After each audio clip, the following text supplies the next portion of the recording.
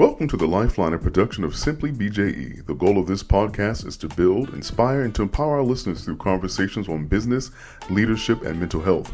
We invite you to follow us on Facebook, Instagram, and at www.simplybje.com/The Lifeline. Now, let's tune in for today's episode. Good morning, and thank you for joining us for this episode of The Lifeline. We're your host, leadership coach, and mental health advocate, Barry J. Elliott, also known as BJE, life coach and motivational speaker, Bo Powell, and yours truly, social media influence and owner of the For Real brand, the Lindsberg Cutway. Our goal is to build, inspire, and empower our listeners through conversations around the topics of business, leadership, and mental health. You can visit us at www.simplybje.com, The Lifeline, or on social media at Facebook and Instagram. What's up, fellas? How y'all doing today? What up, though? We're good, morning. man. What's How up? you doing? Good morning. Today is a great day. It's a great day to be alive. A lot of things going on in the world, a lot of different narratives and topics, but we know who sits on the throne, so we're going to be all right. Yes, sir. Oh, yeah. Yes, sir. Absolutely, man. So doing really good this morning. Barry, what's going on out there in NC? In NC, North Carolina, South being the South, and there's a lot of tension here because of the election, but all is well. And that's very unique because here in the state of Michigan, we don't really feel tension, but a friend of mine, he is the chief of the fire department for our airport. And for the last 2.5 months, we have had so many visits from the political parties. Really? As recent as Monday and Tuesday, as recent as last Thursday, Friday, and yesterday. Wow. So I guess Michigan is a very, very important state. It is. That makes sense. It makes sense. Yeah. We go through this every 4 years, man. Yeah. I'm ready for it to be over. Absolutely. I really am. Without question. It's always the cycle, man. So I try to stay out of the fray, out of all the mix of stuff. People arguing, trying to convince the other person who ain't gonna be convinced. It's like, dude, just go vote, bro. You know what I'm saying? Right. You know what I'm saying? Right. You know, people losing friendships and stuff over people they don't even know. I think it's not worth it. I think it's stupid, man. So it's not worth it. You know, I try not to get involved in the game. Creep up in your places of employment. And it was funny. I was having a conversation with one person and we were talking about, politics. And then out of nowhere, 2 more people just slid up. Oh, man. And they were just trying to get, I guess, my opinion or the other person's opinion so they can get their opinion and what they think. So this is a very interesting time around these elections. I heard I saw a post where someone declared that the pulpit was not a place for political genre or it shouldn't be talked about. And I thought about how people have really come to the mindset that there should be a separation between church and state. And that was never biblical. That was something that was made law here in America. What do you think? Do you think there's a separation for the God that created everything? He shouldn't be in our politics. Well, I'll let you take that. I was like, we going there this morning. Hey, I'm looking straight at Barry. Yeah, you know what I'm saying. You know who you're looking at because this your convo, bro. Oh man, are we trying to pass that off? Yeah, that's your question. That's a tough one, to be honest with you. If you look historically at Israel, the beginning, so there was no separation between religion and politics. Because the king was put in place because of who God assigned, right? And initially they weren't supposed to be a king because God wanted to be their king. As history went on and times evolved, then kings were put in place. And I think to a certain degree, there is a benefit of separation of church and state because then the government is limited what they can do to the church. On the flip side of that, we say we're a nation under God, right? But are we really? Right, is not, we say we're a Christian nation, but really not so much. Right. So I don't know that it would really be appropriate for church to be involved in politics to that degree. So you don't know if a pastor, a bishop should use their platform to endorse support or give their opinion about a candidate or That from that perspective, Yeah. I say that a pastor should encourage the people to vote. I agree with Mm. that. And I Mhm. think he should encourage them to be aware. I do believe that. I think you can get into a slippery slope when you start saying, no, every culture is different. So for instance, here, at our church, for the most part, everybody pretty much knows who we're not gonna vote for, right? Um, but I think in No. your larger congregations, I think that you can polarize people if you start Mm. that conversation. So you have to be careful. You have to know your audience. Right. When you Hmm. say every culture is different, I should have sent you guys this clip. I didn't know we were going to talk about this, but I saw a clip many years ago of Bishop G. Patterson talking about not letting politics separate the white and the black church. Hmm. And Hmm. we're one church, you know, and we're saved by the one blood, but there is a white and a black church. And I think those are polar opposites sometimes based upon economical standing. Could that be what you mean when you say different cultures?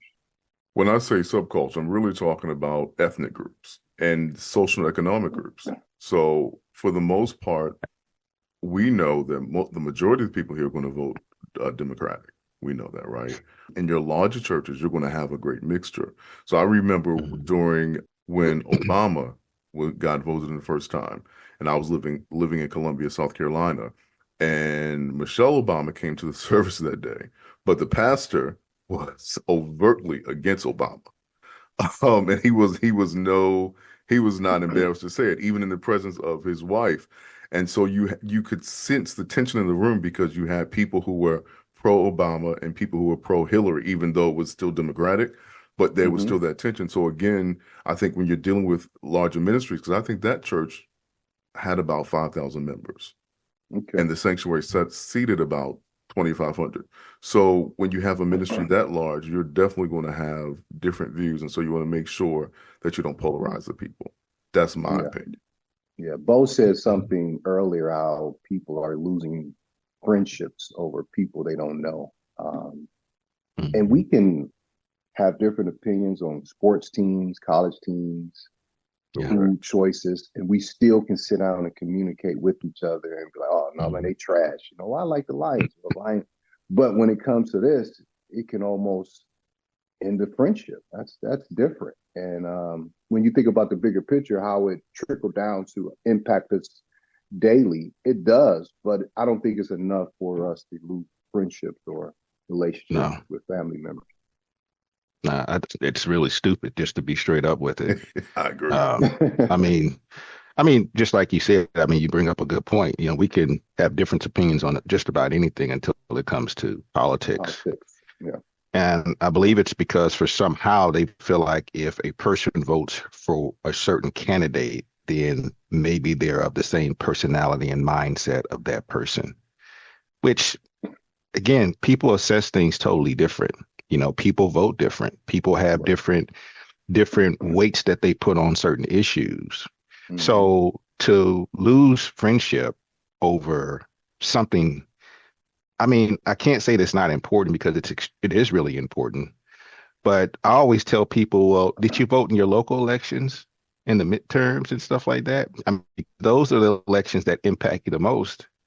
You with me?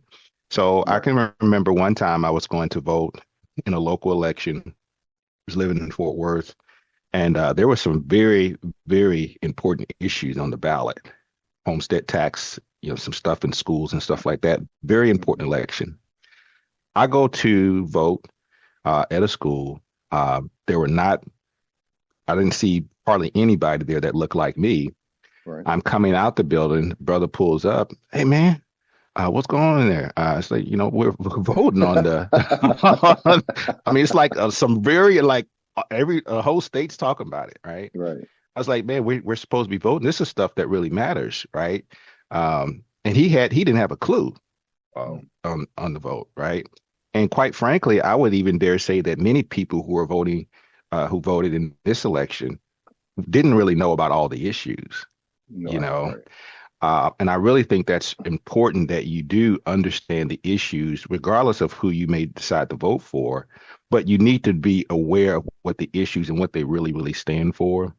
And the challenge is these days we kind of get caught in the sound bites and, little That's bits and perfect. pieces of, and we don't really realize that there is an agenda on both sides. Both Correct. sides. Exactly. There's an agenda. Both parties lie. It's just, it kind of boils down to personality. So at the end of the day, I just feel like, I mean, you got to be bigger and better than that. And you just got to appreciate the person that you called your friend. And like, well, I thought I knew this person. Well, you do, Right. right? I mean, you do know that person. You should know that person, but you don't know this person that is on the ballot yet and still, but you tend to put more weight on this personality who is just a caricature of who you think they are. But you tend to put more weight on this candidate than you put on the person that's been in your life for the last 10, 15, 20 years. I've seen people who break up friendships that have been friends for decades Mm. over, it's like really? And you call and since we're talking about Christian, you call yourself a believer, but yet and still you can't respect someone who has a difference of opinion of you. Right. How do you even reach the world that way? You see what I'm saying? So I think it's straight up stupid, it's dumb, it's foolish, it's short-sighted, right? And I mean, you need to get a grip.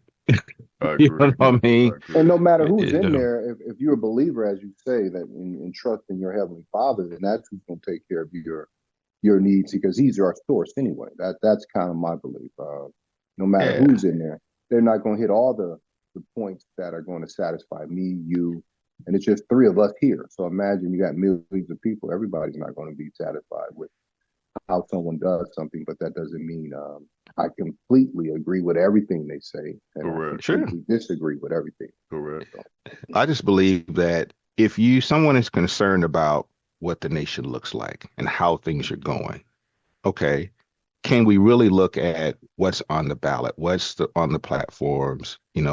Are you really paying attention to the laws that are being introduced?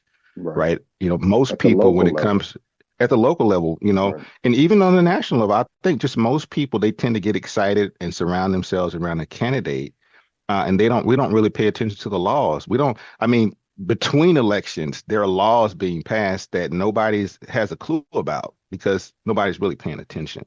Are you with me?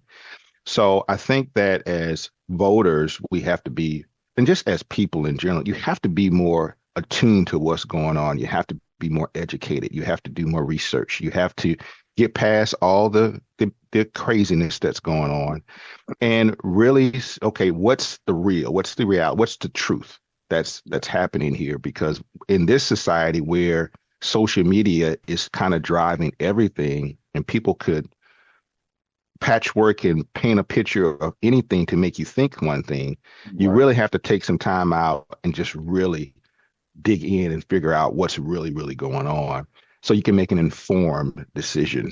And I think a lot of people are not making informed decisions. They're being influenced either by emotion or something that they've heard or something that someone told them. And at some point, you've got to go to a different level of maturity and responsibility as a person. I agree. I agree. I think another concern that I have is that we live in a culture now where people can't agree, or should I say they can't disagree without becoming enemies. That's crazy to me. Yeah. Right. Yeah, that's crazy. Yeah. That's ridiculous. I can't respect your opinion because you have a different one. Well, that's part of being human. That's Right. problematic. That's Yeah. very problematic. And That's that's very, I mean, more that's on more level than just in politics. Exactly. Simple yeah, things. yeah.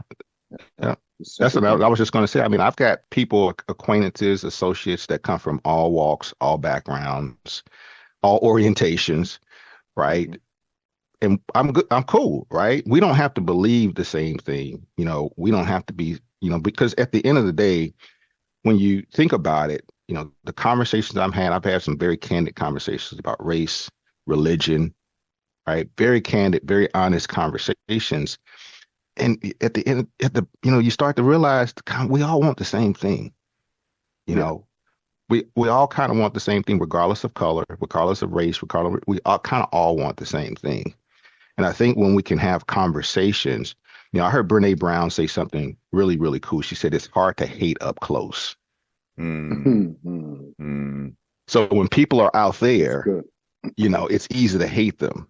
But Right. when you have an experience with someone, right, and you kind of have an opportunity to hear, get outside the rhetoric of the tribe that you subscribe to, and you can Right. have a conversation and experience with someone of who's from a different tribe, you come to realize, oh, I guess they ain't all so bad. Right. You We know, we're human. we're all You know, human. we're human at the bottom line of it. We're human beings. Yeah, so so I think just as especially as people, as men of faith, we gotta find ways to connect more than we find ways to separate Yeah. ourselves.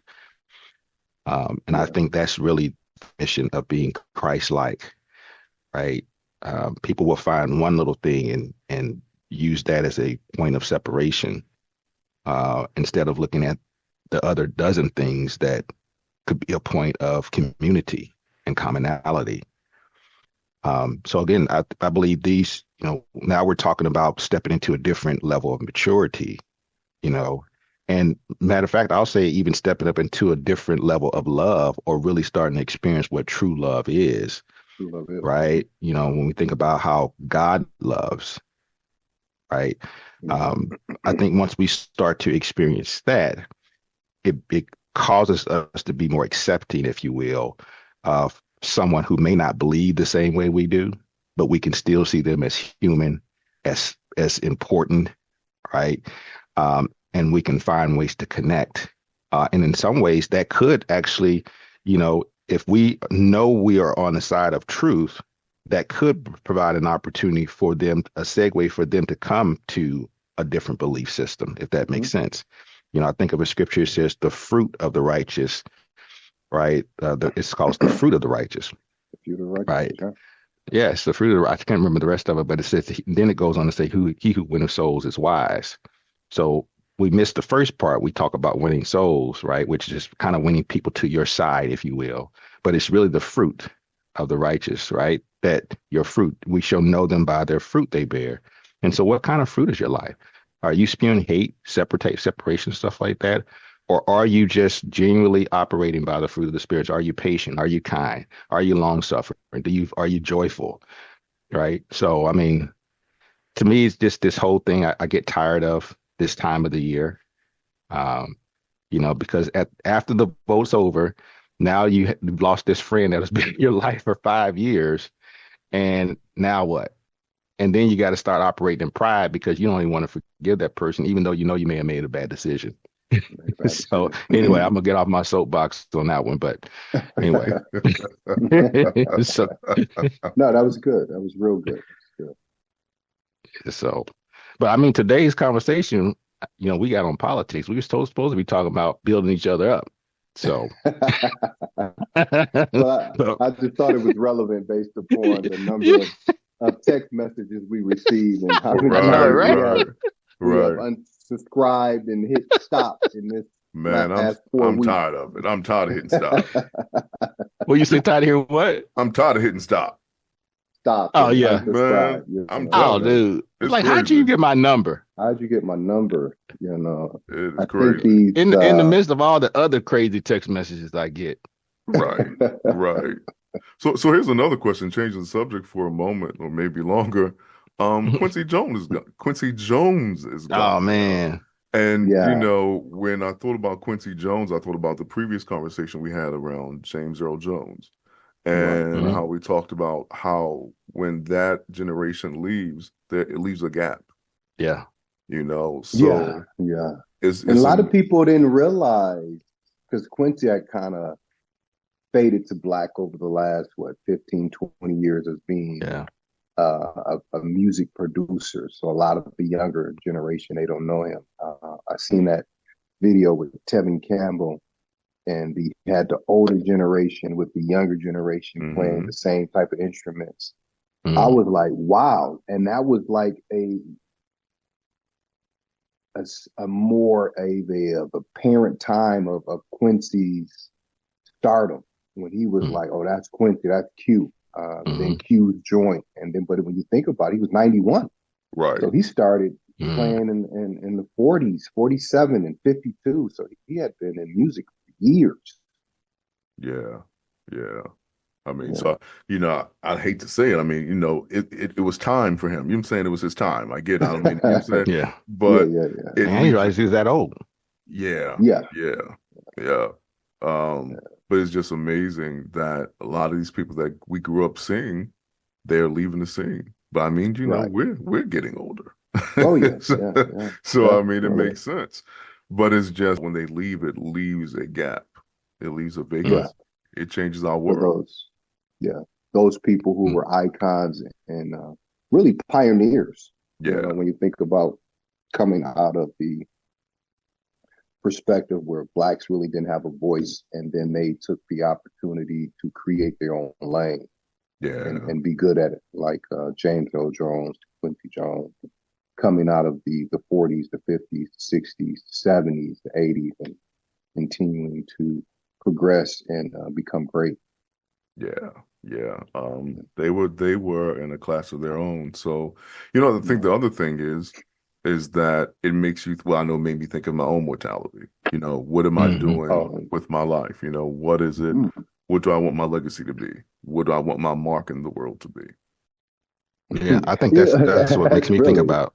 That makes me think about, it's that, getting back to purpose, what's really important when you start to see people. Because I mean, like Betway was saying, Quincy had kind of faded to the black. So Right. it's not that it's kind of like, oh Forgot man, about Quincy died, right? Because it. he wasn't in the forefront. But then you realize, like you said, man, I'm getting older. I remember Right. when Secret Garden came out. You know what I Yeah. mean? And all Oh that stuff. man. And I mean, Right. he was, Right. he's popping, right? He was Yeah. popping. And to me, it makes me realize that, we all have a season, right? Hmm. We Hmm. have a season that we walk in, that we're operating, I believe, at our maximum capacity and our fullest potential, Hmm. where we rise to our level of greatness.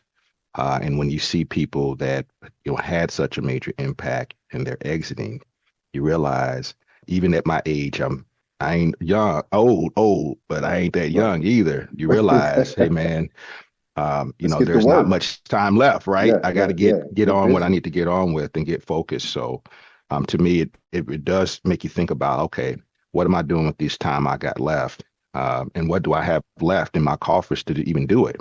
You know, Yeah. and so you know what I'm saying, and so it really makes you think about, come to that point if you're paying attention to say, hey man, time is short. Time is I short. mean, you think about it, it was yesterday Y2K was happening. That was just Dude, Right. seemed like it was just dude. yesterday, dude. That was 20 something years. That was 24 years ago, bro. 24 years ago. Yeah, that seemed like it was yesterday. It Right. does. So, so it seems like looking forward, like you got all this time, but then you look back, it's like, man, time is flying Right. by. So let me ask you this because I haven't shared it, but I think we all had the same sentiment or thought process after that happened. We looked at ourselves, our purpose, destiny, what's really important. Is it a certain age that hits us as men? Because I was Mm, talking about my 19-year-old son, and you remember when we were 19, we didn't even yeah, think about this. You said, "Man, you 40, 40? Oh, you yeah, old." But right. now that I'm 52, I'm like, Dang. um,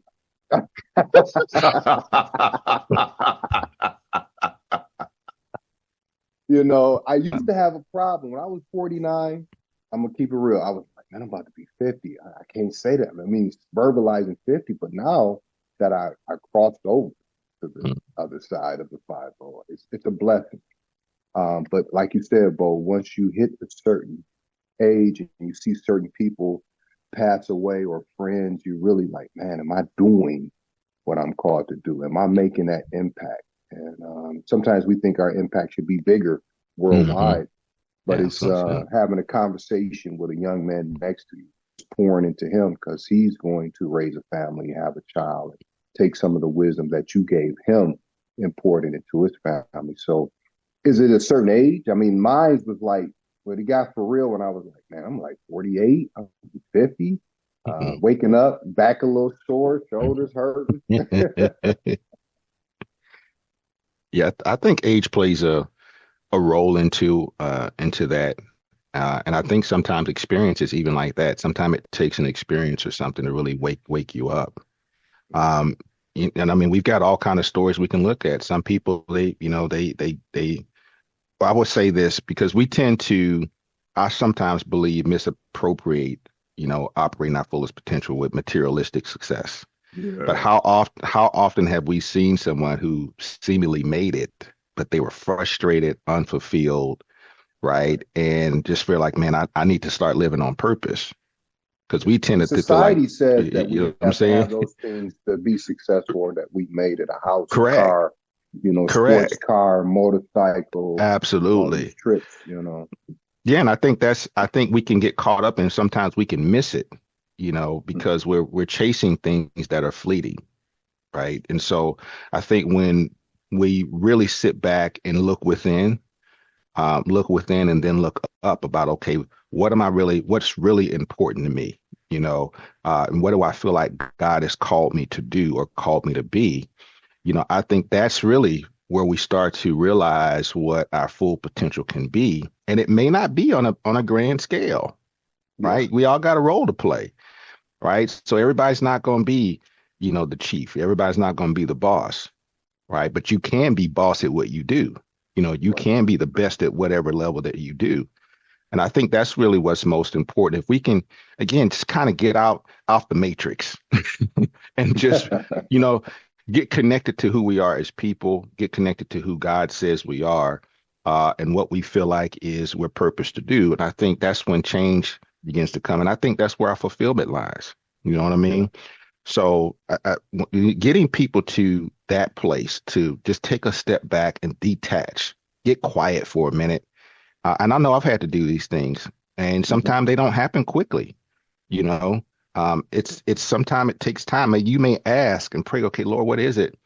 And He may be showing you, but sometimes it takes a little while for you to really embrace it because maybe we had Right. our mind set on something else, and we just want to be sure. Especially when you get older, it's like, man, I ain't got that much time left, Much so if I'm time. gonna Right. get Right. it, I got to get it And right. You know what I'm sometimes, saying? I mean, and Bo, that you made a great point, but sometimes that can feel as a fail for a Yeah, man it when can. you have to Hmm. take that you had success at something, that season is over with. Now you have to transition to something else, and Yeah. you have to step back and walk in purpose. Sometimes mentally, or like you said, when you compare Hmm. yourself against the masses, you feel like, oh, I'm not doing what I should be doing, or I'm failing because I'm not here where I once was. Yeah. And And I especially think as that's athletes, as yeah. former athletes, you always have that comparison, or you always searching for something to be competitive in next. Mhm.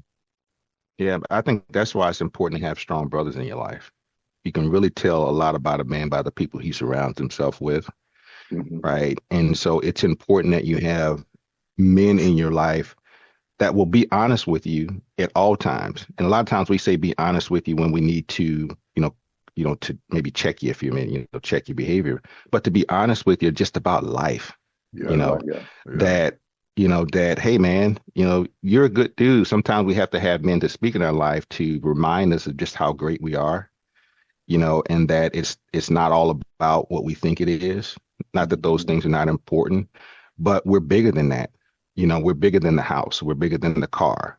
We're bigger Hmm. than the bank account, right? All those things can be replaced. They can be remade. You can lose those things and get it all back again.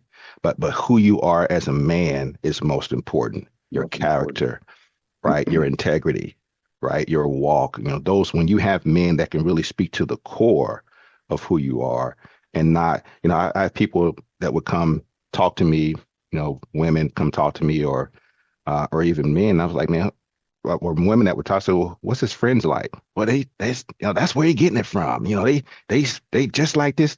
And that's always the place, right? Because we Right. Right. typically learn from other men.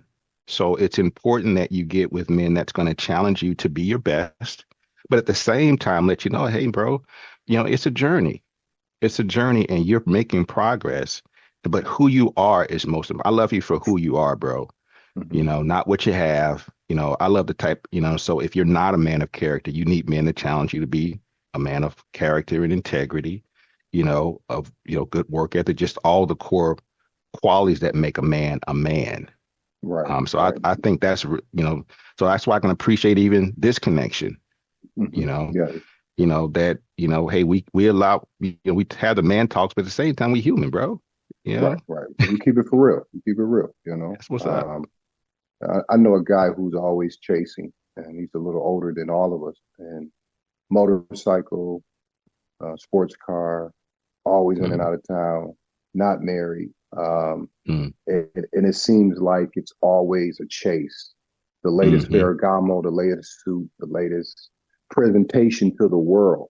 But how do you feel when when you lay down? Oh, I'm straight, I'm good, I'm good. But it's always this, that, and another. Or showing me Yeah. like, this weekend I'm headed to here, then I'm gonna do this, I'm gonna do that, and why don't you come with me? And I'm like, man, I'm married with 3 kids, family, kid in school. I mean, Mhm. I'm just gonna pick up and go to Miami for a yacht party, you But know. Yeah. But it's that display to me to let me know, look, bro, I'm living. I'm doing my thing. Mhm. I'm living. Well, when we was 30, that was cool, But we're 50 and 50 something. Now it's time Yeah. to transition that and trying to have that conversation, like you said, try to not hold brothers accountable, but just kind of keep it real. That doesn't seem to motivate him. His motivation is delay this, delay this, delay this. And I truly believe that there's some type of insecurity there. so two things I'm really thinking about. What number one is how do we get to this place where we're so superficial? That's one thing I'm thinking about. The other thing I'm thinking about is that unfortunately, many times as a culture, in particular men, but as a culture in general, we are bent on trying to do something, trying to prove something rather than learning how to Mhm. be. And Yeah. so I think perhaps the gentleman you're speaking about, he's had to spend his life trying to prove himself, trying to prove his Mm-hmm. worth. Yeah. But when you learn to be, you know who you are. Right. Yeah. Right. And I think we got there by this. The last 10 years of this, Mm, not necessarily the fact that we're posting, but other people are posting. People are showing these lives, these lifestyles. And then it transitions to the women that are Mhm. viewing all these things on here, and that's what they want. So then that motivates you, if you're single, to get these things, to get these women. So it's like a domino effect of trying to keep up with the Joneses. Before it was you physically had to see it in the 80s and the 90s, but now all you got to do is view it. The yeah. difference between seeing and viewing. Mm. View is on here. When you see something, you know it's tangible what it is. But people are living a lot of fake lives nowadays. That's real. Yeah, absolutely. And I was, as you were talking, I was thinking the same thing. I mean, we've always kind of had this element of, like you said, trying to keep up with the Joneses, we used to call it back in the day. Mm-hmm. Just today, it just seems exacerbated. It's just so much bigger, because we Right. see so much on social media. And, you know, and I love the adage back in the day, it says, believe half, none of what you hear and half of what you see. If Right. people could really subscribe to that on social media, because I see it in my business, I see on the backside of, because I'm in the financial world, Right. and you now you get to see people that, even at high levels, right? Don't have life insurance. They don't have life insurance, or man, sometimes they're struggling too, just to Right. just to make it because their lifestyle is so high, and they're Mm-hmm. trying to present certain image, or maybe they just believe they're going to get there, but instead of just taking steps by steps to build it, they just want to buy it quick Right. Hmm. instead of building it there. Let me just buy my way there. Wow. But they don't really have the substance or the character to sustain it. The scripture says, as a man thinketh, so is he. So until you really become that person, until you've really grown into your goal or your vision, right? You have to just operate at the level that you are and keep on aspiring to the next. But I've seen people who are making close to millions of dollars a year not investing, don't have a clue about investing. People that are making multiple six figures, living paycheck to paycheck. So on the outside, it looks good, smells good, right? But at the end of the day, they're just struggling on a higher level. So we Right. really have to get back to what's really important. I was having a conversation at a singles event that I was helping facilitate. And we were having a conversation about being unequally yoked. And when you start talking about relationships, the first thing that comes up is the material stuff. Money. But when you Right. think about it, that's really the lowest level of being is the physical. Hmm. Right. The highest Mental. level is that spiritual area. Right. And so when people can really get back to what's really most important and allow the rest of our prosperity and our progress to operate from that place, I think then we get somewhere. But we just got here because of, like you said, man, this social media thing. People are just, I mean, you see it, it's just scrolling, Yeah, that's a hard fight. That's a hard It's a fight hard right now. fight, bro. It is. Between views and followers, and I say this with a two-edged sword because of my success on social media, which is very, very, very, very, very, very minimum to what the bigger picture is. But when you have those different successes, then the next reel you put out, you're trying to get that next trending one. So what that being said is people put on, and they put on and they fabricate and they make up, and that becomes the lifestyle that they are continually trying to achieve. Men and women. I think it can be, like you said, it could be a thin line, because on one way you may be trying to use it to market or to do something like that. That's a little different for me. If I'm trying to do something to move my business or something like that, I'm trying to present something to market to hopefully influence you to take a look at or to take advantage of my services. But when it comes to a place to where I'm trying to create a whole lifestyle or whole mentality, right? Because when I look at what you do, Lindsberg, it's really about the car business, teaching people how to buy cars and stuff like that. And maybe you do things to drive traffic there, but the ultimate goal is, hey, I want you to be a part of my business. I want you to let me help you with what I'm doing, right? Exactly. But we all know those people who that's their life, people that'll, go to a house and start taking, walking around that staged house to make people think that they live there, right? You know what I'm saying? Or they just, or they're at a place and, they're getting in the car or something like that. And they want people to think that's actually their car. To me, those are two different things, because now you're really living a lie, right? That's one thing to where people can give you a peek in, and I can stage it in such a way to maybe influence you to start looking at my content. But when I start lying and saying it's this when it's really that, I think that is the challenge or the problem that happens on social media that we really need to address. And that just goes back to spiritual things, truth and honesty, being a person, I'll say it for you again, a person of substance, Barry. Because I wasn't aware, I kept saying that. Right. The word of the day is substance, right? Yeah. Are you a man of substance? So that's my thing. That's my thing. So and speaking of that, I need to do a much better job on social media. I'm coming though. Yeah. All right. I'm coming. I say this, it's a necessary evil. I don't know if that's a good word to say, evil, but it is it's definitely necessary, even because people buy you and people want you. I had the opportunity to go to Indianapolis for Chevrolet, and it's about 200 other managers and sales associates. As I'm sitting at the reception, guy comes up, I love your content. I love what you do. During the training, a couple other guys come up. So it's necessary to put your personality on it. Even what we do, people buy into it. They subscribe or they look at this particular podcast or listen based upon who we are. So it is definitely a necessary aspect of building brands and even building your own personal brand, because when people come down to sit down with Bo, they want to know, is Bo going to take my money or he's going to make my money? Oh yeah, that's necessary. Yeah, I'm gonna make it. Trust me. But but I was thinking I got to step my game up because I'm with two major players on social media. I mean, you guys are doing your thing. That's Pedway. That's BJ. I mean, if you're looking at maybe following, okay, I can get what you're saying, but man, BJ, I told you, man, your consistency and diligence has been excellent. I mean, it's solid, bro. It's solid. So, sometimes it just takes time, and we all have different journeys, but you're still you have a powerful presence on both of you guys. So, as she said, I'm changing, starting to rebrand, and doing some things. So, as we approach this new year, so I'm challenged. I appreciate you, brothers, man. Yeah, and I'm not all out right now. So, in my business, I have in my business, I have compliance issues and stuff that I have to Right. contend with. And so, but we worked through those. I think we've got a nice little, Mm-hmm.